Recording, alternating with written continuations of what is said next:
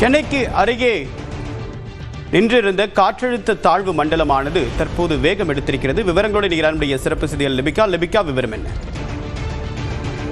தேவப்பிரியன், காற்றழுத்த தாழ்வு மண்டலமானது கடந்த 6 மணி நேரத்தில் மணிக்கு 8 கிலோமீட்டர் வேகத்தில் தெற்கு தென்மேற்கு நோக்கி நகர்ந்து இன்று காலை 11:30 மணி அளவில் அதே பகுதியில் தற்போது நிலை கொண்டிருக்கின்றது. இந்த காற்றழுத்த தாழ்வு மண்டலம் சென்னைக்கு தென்கிழக்கே சுமார் 60 கிலோமீட்டர் தொலைவிலும், புதுச்சேரிக்கு வடகிழக்கே 90 கிலோமீட்டர் தொலைவிலும், கடலூருக்கு வடகிழக்கே 110 கிலோமீட்டர் தொலைவிலும் தற்போது நிலை கொண்டிருக்கின்றது. வடக்கு தமிழ்நாடு, புதுச்சேரி கடற்கரைகளில் இருந்து இந்த காற்றழுத்த தாழ்வு மண்டலத்தினுடைய மையத்தின் குறைந்தபட்ச தூரம் அப்படிங்கிறது 25 கிலோமீட்டர் என வானிலை ஆய்வு மையம் தற்போது தெரிவித்திருக்கின்றது. இது வடக்கு தமிழ்நாடு, புதுச்சேரி கடற்கரைகளை நோக்கி நகர்ந்து தென்மேற்கு நோக்கி நகர்கிறது.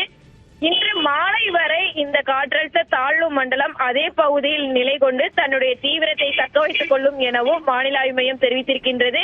அதற்கு பின்னர் அடுத்த 12 மணி நேரத்துல ஆழ்ந்த காற்றழுத்த தாழ்வு பகுதியாக மேலும் வலுவிழக்க செய்யக்கூடும் என வானிலை ஆய்வு மையம் தெரிவித்திருக்கிறது.